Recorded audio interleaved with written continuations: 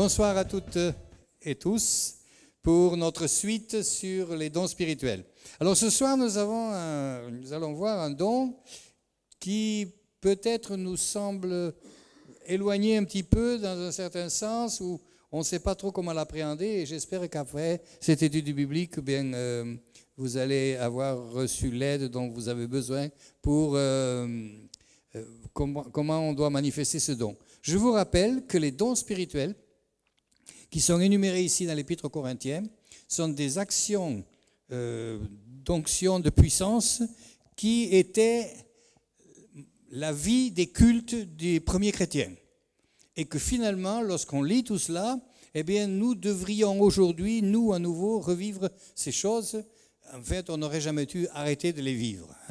Et nous voyons bien que en ce moment, et depuis déjà pas mal de temps, le Saint-Esprit parle à son Église et tout cela. Et le but de cette étude, c'est que nous prenions le temps de réfléchir sur ce que le Saint-Esprit a à dire aujourd'hui à l'Église, particulièrement dans les temps où nous sommes. Et donc, nous avons vu les différents dons. Et ce soir, c'est à un autre, le don d'opérer des miracles. Alors là, à un autre, le don d'opérer des miracles. Tu te vois, Chantal, pendant la réunion, opérer un miracle, ça serait pas mal. Y a pas que ça n'arrive. Ça n'est pas seulement l'écran prédicateur, parce qu'ici, justement, dans ce passage, et c'est là qui me semble la chose intéressante, c'est que nous avons laissé ça aux grands, souvent ils viennent d'Amérique, n'est-ce pas, les gens qui ont un don, et puis finalement, Paul, ici, le ramène dans le culte de l'église de Corinthe.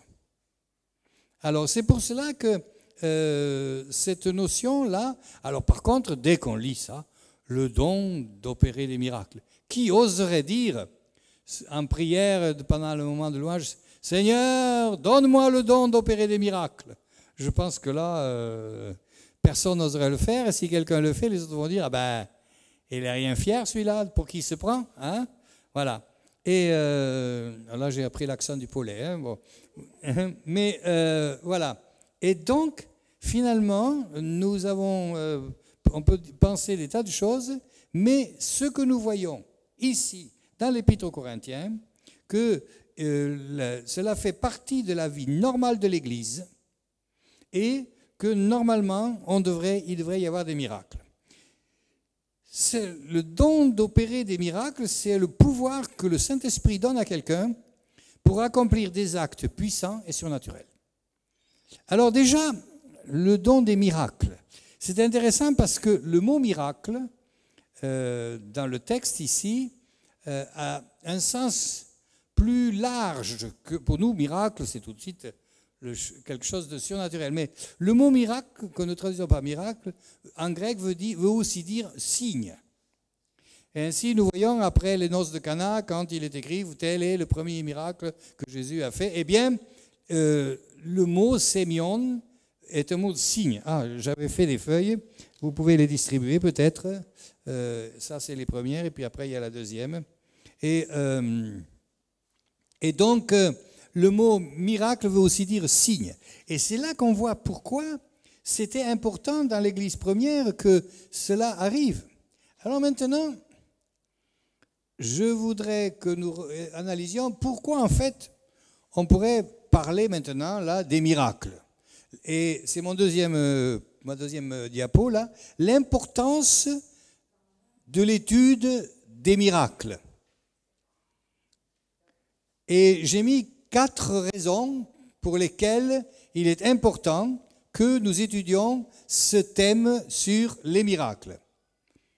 D'abord, l'histoire de l'Église mentionne l'expérience des miracles depuis toujours. Nous avons, même si nous avons peut-être des points divergents théologiques, mais l'Église catholique romaine a toujours, dans son histoire, mentionné des miracles qui ont lieu et encore aujourd'hui, ils prétendent qu'il y a des miracles et pour certains, c'est certainement vrai.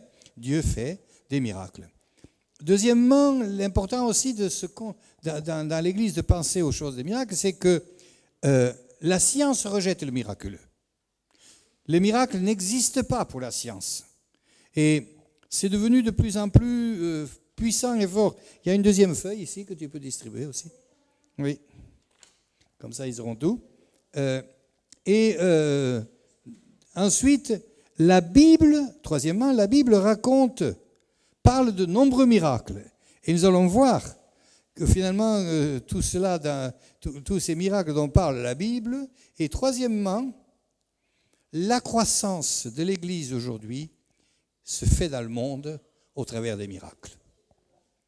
Et c'est vrai qu'aujourd'hui, les églises qui grandissent sur toute la terre sont des églises qui prient pour les malades et qui voient des malades guéris. Et là, maintenant, j'arrive donc à ma troisième drapeau sur la feuille. C'est qu'on va regarder un petit peu les miracles dans la Bible. Parce qu'on n'y pense pas, mais la Bible parle énormément de miracles. Mais ce n'est pas toujours dit comme ça. Alors là, j'ai fait une petite liste. Le premier miracle dans l'Ancien Testament, le premier miracle dans le Nouveau Testament, le premier miracle de Jésus, le premier miracle après l'Ascension et le premier miracle à la fin des temps. Et là, nous pouvons voir finalement que notre foi, elle est fondée, elle est orientée vers tout ce qui est miraculeux.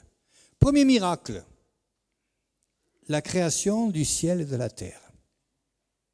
C'est le premier miracle de l'histoire.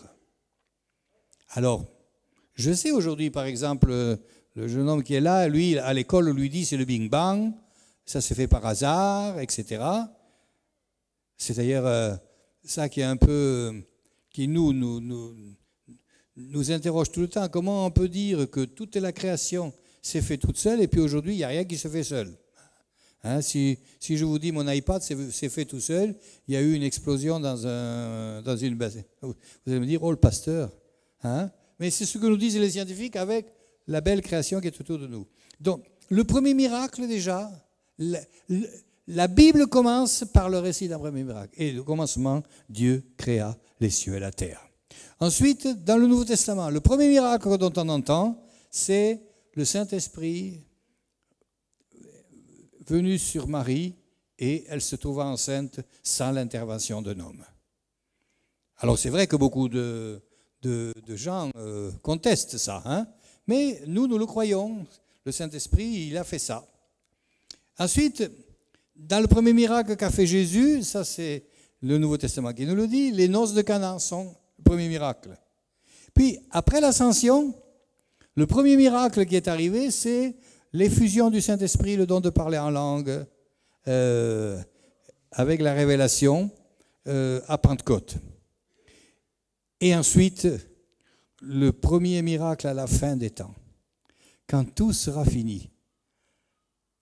Le premier miracle que nous allons voir, un nouveau ciel et une nouvelle terre, et l'éternité qui sera devant nous. Voilà, par cela, j'ai essayé de vous faire voir, en parcourant la Bible, on voit que tout est miraculeux. Et c'est pour cela que finalement, le don d'opérer des miracles ne devrait pas être pour nous quelque part un mythe inaccessible ou bien un sujet de vanité, mais tout simplement parce que la Bible nous montre, au travers de toute son histoire, que tout a commencé par un miracle.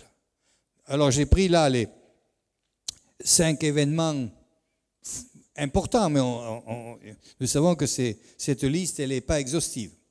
Et maintenant, j'aimerais donc que nous regardions les miracles dans la Bible. Et comme je vous le disais tout à l'heure, lorsque nous regardons cette diapo, je n'ai pas fini de la remplir, excusez-moi. Hein. Après qu'il y a eu la création du ciel et de la terre, il y a eu la création d'Adam et Ève. Il y a eu la création des éléments, le monde physique. Il y a eu l'expulsion du jardin d'Éden. C'est un peu mystérieux. Adam et Ève ont été mis hors du jardin et personne ne sait où il est, ce jardin d'Éden. Oui, on peut le situer. C'est quelque part là-bas dans la région de l'Irak, hein, entre l'Irak, par là. Mais personne ne l'a jamais découvert. Et pourtant, il existe là-bas. C'est parce que Dieu l'a caché. C'est les textes qui nous le disent. Puis il y a eu le déluge. C'est aussi un miracle. Ah, pas qu'il pleuve beaucoup, ça, c'est pas un miracle. Nous le voyons suffisamment en Normandie, n'est-ce pas? Quoique là, il était grand temps hein, qu'il repleuve un peu. Mais que finalement l'eau submerge jusqu'à couvrir le pic du Midi, ça c'est quand même plutôt un miracle. Hein. Une inondation, on connaît, mais une inondation jusqu'au pic du Midi, voilà. Et donc, comme je vous le disais, donc nous voyons, et puis ensuite il y a ce miracle que Marie a été enceinte pour la conception de Jésus. Et nous voyons aussi donc tous ces miracles qui ont eu lieu, et ensuite la Pentecôte, l'expérience des langues et des dons des langues qui est venu.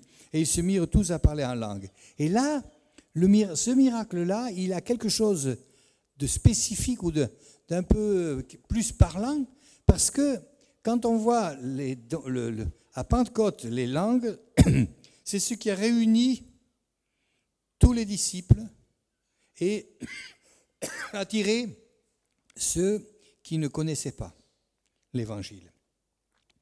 Et c'est intéressant, c'est pour ça que j'ai cité le Genèse 11, ici dans le passage, à Babel, où il y avait une unité de l'humanité qui pouvait lui permettre de faire de grandes choses, c'est Dieu qui dit « Empêchons-les maintenant d'atteindre, de continuer leur œuvre, parce qu'unis comme ils sont capables de tout. » Et là, nous voyons, en fait, Dieu a fait quelque chose de surnaturel en dispersant, et là, la question se pose, que les scientifiques ne répondent pas, ni d'ailleurs les textes bibliques, mais moi, je mise là-dessus que probablement c'est à ce moment-là, parce qu'il nous est écrit, il nous est dit que les peuples, on sait où ils étaient, près de Babylone, hein, ça c'est l'Irak, et ils ont été dispersés sur toute la terre, et ils ont parlé une autre langue. Et je dis, c'est probablement que là aussi, Dieu a fait une mutation génétique et a mis ceux qui ont été dispersés sur l'Afrique, il leur a donné la couleur noire, les autres dans l'Asie d'une autre couleur, ainsi. Et c'est fort possible que ça soit un miracle que Dieu ait fait à ce moment-là, de la dispersion. Ça, c'est mon idée à moi. Hein. Il n'y a pas d'études scientifiques qui le prouvent, ni de textes bibliques qui le disent. Mais enfin, pour les études scientifiques qui le prouvent aujourd'hui, on en entend tellement qu'on ne sait plus qu'est-ce qu'elles prouvent, hein, toutes, certaines. Voilà. Et donc ici, nous avons cette notion donc que les grands événements du Nouveau Testament ont commencé par quelque chose de miraculeux. Les grands événements de l'Ancien Testament ont commencé par quelque chose de miraculeux. Alors maintenant, j'aimerais aussi aller un pas plus loin et voir un petit peu ce que la Bible nous dit aussi, que parfois le diable imite les miracles. Alors là maintenant, j'arrive dans ce qui va nous rapprocher des temps actuels. Dans le livre de l'Exode, nous connaissons l'histoire. Moïse demande à Dieu comment je vais être crédible. Il faut que je fasse une démonstration à Pharaon pour qu'il me croie. Et puis Dieu lui donne un bâton, hein, et puis il lui dit, tu jetteras ton bâton, il deviendra un serpent, tu le rattraperas, il ne sera plus, etc. Et en fait, Dieu ici demande à Moïse de faire quelque chose qui existait chez les magiciens. C'est intéressant. Et là, on voit, on peut même poser la question, comment se fait que Dieu fait ça? Ben, il l'a fait.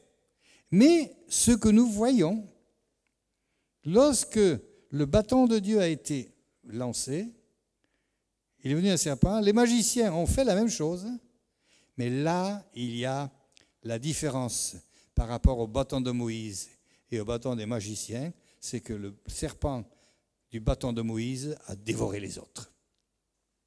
Et donc, ici, nous voyons que les magiciens qui savaient faire aussi des miracles, et ça c'est aussi quelque chose que nous voyons dans ce point, c'est que nous devons être vigilants lorsqu'on parle de miracles, parce que c'est vrai que le diable fait aussi des choses miraculeuses. Nous allons voir quelques passages qui vont le joindre, mais j'aimerais d'abord encore lire dans l'Exode au chapitre 8, le deuxième exemple que je vous ai donné ici. Le premier, je vous l'ai raconté, et le deuxième, j'aimerais bien lire un peu le texte pour nous mettre bien dans l'ambiance.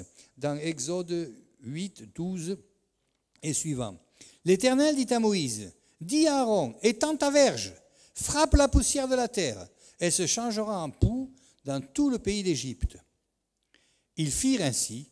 Aaron étendit sa main avec sa verge et il frappa la poussière de la terre et elle fut changée en poux sur les hommes et sur les animaux.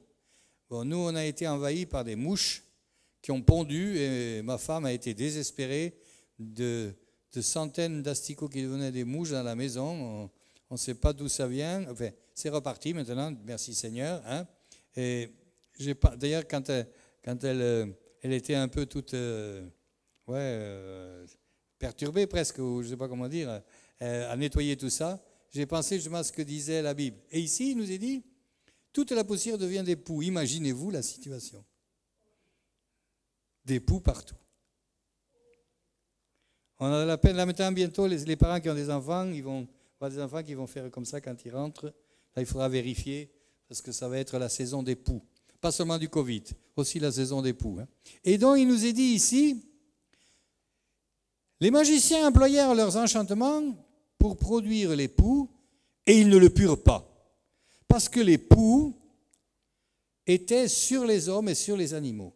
Et là, les magiciens, c'est quand même intéressant que ce soit eux, qui sont un peu connectés dans le surnaturel, dirent à Pharaon, c'est le doigt de Dieu. Et là, nous avons encore cette confession de ceux qui pourtant n'étaient pas dans le chose, mais c'est le doigt de Dieu. Voilà. Et ça me semble intéressant de voir de ce passage aussi, le diable imite les miracles, mais il n'arrive pas à la hauteur. Ça, c'est ce que nous voyons tout ça. Après, il y a encore dans les faux prophètes que le diable inspire, Deutéronome 13, si quelqu'un annonce un miracle ou fait un miracle et que ça se réalise, et ensuite ils te disent « Allons auprès d'autres dieux, n'y allez pas parce que c'est quelqu'un qui n'est pas de Dieu. » Matthieu 24, 24 nous avertit « Il s'élèvera de faux Christ, de faux prophètes qui feront des grands prodiges et des miracles. » Donc nous voyons aussi ce côté, il faut faire marcher son discernement. Et puis nous avons cette fameuse histoire de Acte 8 avec Simon, le magicien qui avait un don, qui avait émerveillé les gens, qui étaient en admiration devant lui. Et puis, quand Philippe est venu, Philippe a fait tellement plus de miracles qu'il s'est converti lui-même. Et après, il a voulu acheter le don de pouvoir transmettre le Saint-Esprit. Et c'est là que Pierre lui dira, Simon, tu es dans un fiel amer, c'est pas ciel, c'est fiel amer, et dans les liens de l'iniquité. Et donc, là, nous voyons que ceux qui font des miracles avec l'esprit du diable, eh bien, ils sont dans un fiel amer. Et pour terminer, je vais lire un passage, le deuxième passage de l'Apocalypse, au chapitre 19 et verset 20, et ainsi je vous aurais donné un petit vue d'ensemble, 19-20.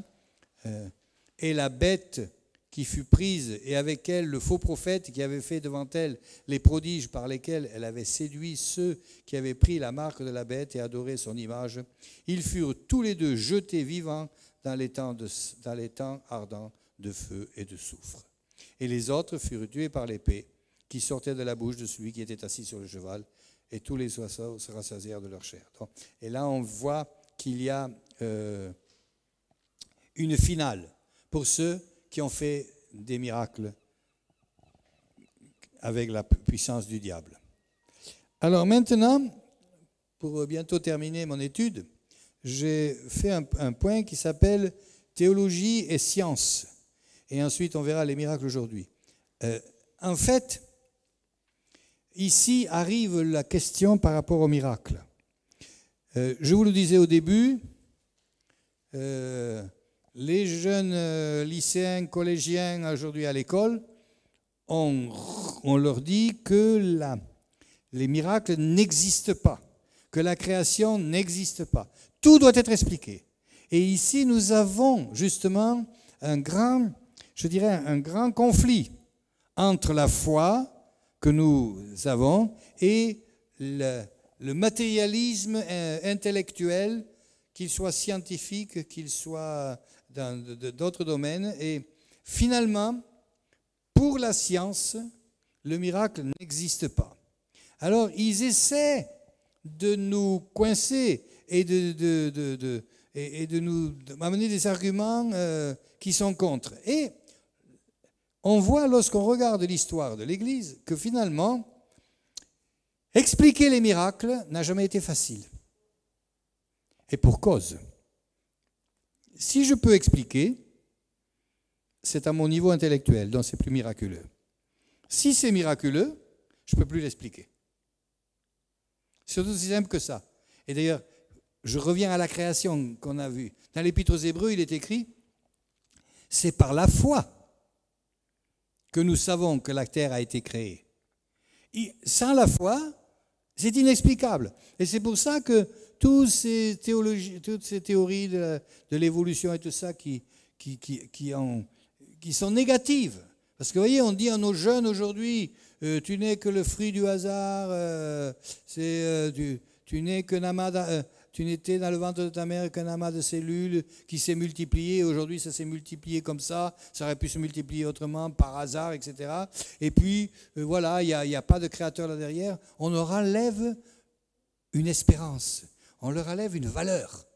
Je n'ai pas de valeur. Et c'est le problème dans nos écoles aujourd'hui, dans nos collèges, dans nos lycées, les jeunes qui ne voient plus de valeur et qui, à cause de cela, eh bien, se voient obligés de compenser ce vide. Et nous savons comment ils le font. Ça devient un vrai problème. Là, à la rentrée, ceux qui sont dans l'enseignement et tout ça le savent, ça ne va pas être facile. Et donc, le fait que saint Augustin ait essayé d'expliquer nous montre que, et lui, c'était un chrétien, enfin, quelqu'un qui faisait la théologie et c'est un père de l'Église et qui a écrit beaucoup de choses intéressantes d'ailleurs.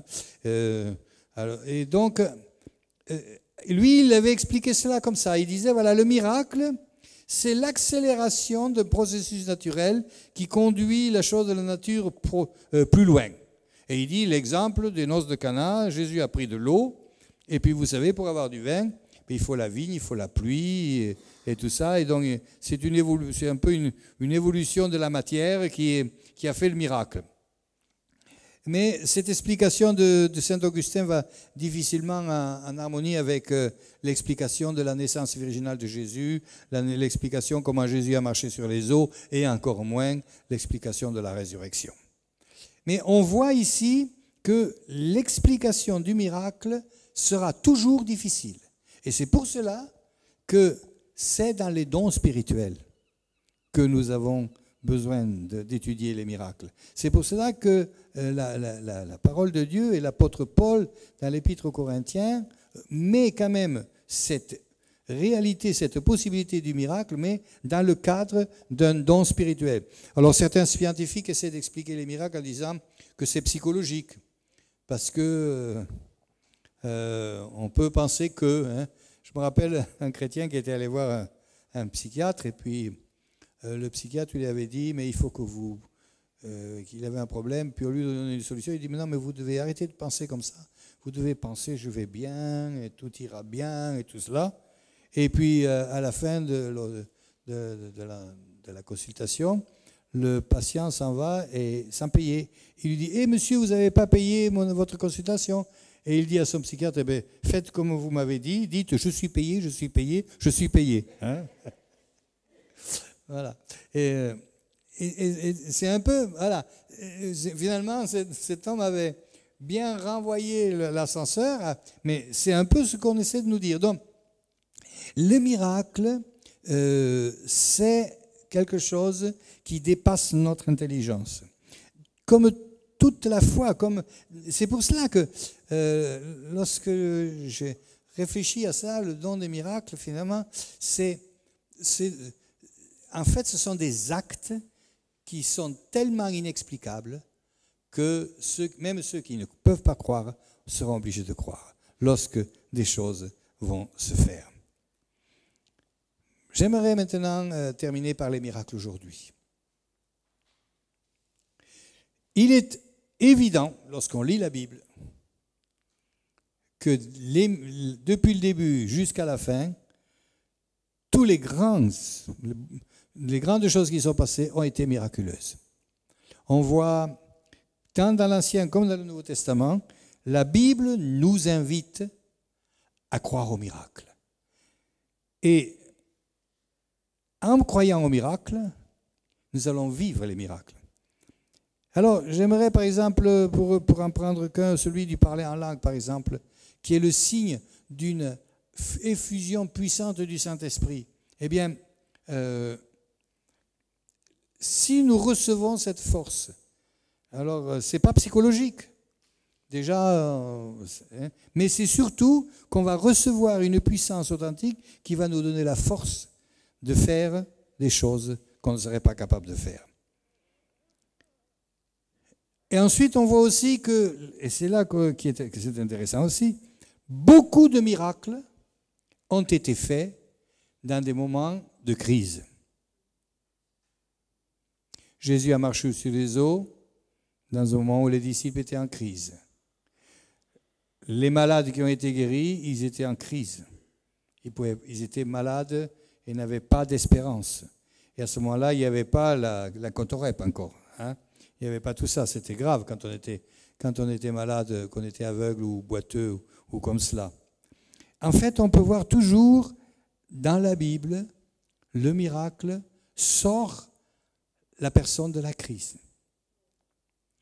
Ou alors, le miracle élève à une autre dimension de foi. Et ainsi, ce que nous devons voir ici, le don d'opérer des miracles, c'est un moyen, une force que Dieu met à disposition de l'Église pour sortir de la crise, pour élever, pour donner une espérance. Et Jésus le dira clairement à la fin. Voici les miracles qui accompagneront ceux qui auront cru. Jésus ne dit pas, si vous faites bien, il y aura peut-être quelques miracles. Il ne dit pas non plus, voici les grands preachers of America qui vont vous amener le don de l'Église. Il dit, voilà, voici les signes,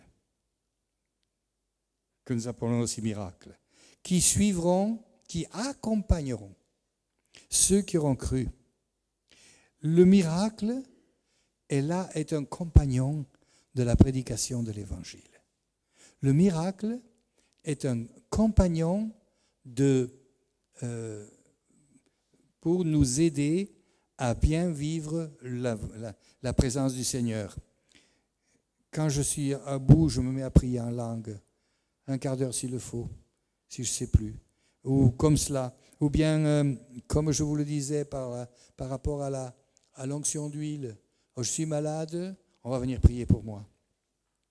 Et il dit, voici les miracles, voici les compagnons que je vous donne, dit Jésus. Vous chasserez les démons, vous parlerez des langues nouvelles, vous saisirez des serpents. Si vous buvez de l'eau polluée, elle ne vous fera point de mal. Vous imposerez les mains aux malades et ils seront guéris. Jésus dit ici ce qu'il veut que nous vivions avec son Église dans la fin des temps. Et le dernier verset que je voudrais lire, c'est ici dans Luc, au chapitre 24. Luc, chapitre 24, verset 49, Jésus donne une merveilleuse promesse.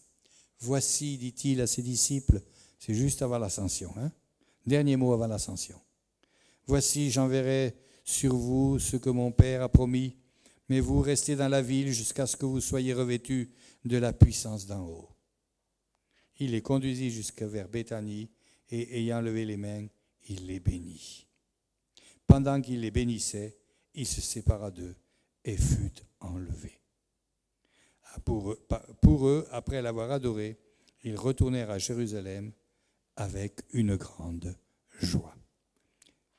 Chers frères, chères sœurs, ce que nous dit ici, ce passage de Luc, dans ces dernières paroles, Jésus nous dit « Je vous donnerai l'onction pour que vous ayez la capacité d'opérer des miracles. » Et après, nous lisons dans les Actes des Apôtres que les miracles se succèdent les uns après les autres et cela crée une grande joie.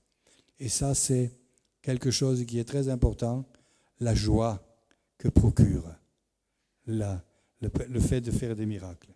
Et j'entendais une vidéo sur Internet de quelqu'un qui disait « Ce qui est intéressant dans l'histoire de nos églises, de nos réveils dans les dernières 100 ans, c'est que l'Église ne s'est pas développée parce qu'on a collecté des millions. Elle ne s'est pas développée parce qu'on a fait des grandes évangélisations avec des gros budgets. Elle s'est développée parce que Dieu, dans sa grâce et sa miséricorde, a commencé à faire des miracles. Et nous le savons ici à Dieppe. Si nous commençons à avoir des gens qui sont guéris miraculeusement, même quand on aura fait l'agrandissement, ce sera encore trop petit. Mais avant cela, eh bien, nous devons payer le prix. Et c'est ce que Jésus dit ici à ses disciples aussi. Voilà, je vous envoie et vous serez mes témoins. Et le mot témoin ici veut dire martyrios, ça veut dire martyr. Ça veut dire qu'il leur disait, vous allez devoir souffrir pour ma cause. Et ça, c'est ce que nous savons mal faire. Chers frères et sœurs, l'Église doit demander au Seigneur des miracles aujourd'hui. Amen. Seigneur mon Dieu, c'est un miracle comment tu as créé les cieux et la terre. C'est un miracle comment tu as créé Adam et Ève. C'est un miracle comment tu as appelé Moïse, Abraham, comment tu as conduit les prophètes. C'est un miracle comment tu t'es fait homme en venant sur la terre au travers de la Vierge Marie. C'est un miracle, Seigneur, que pendant toutes ces années que tu as porté la bonne nouvelle, les malades ont été guéris, les morts ont été ressuscités, les lépreux ont été guéris, les démoniaques ont été délivrés. Et Seigneur, nous attendons aussi le grand miracle de ton retour. Et en attendant, Seigneur, nous voulons te prier, donne à ton Église de savoir faire des miracles pour la gloire de ton nom. Amen.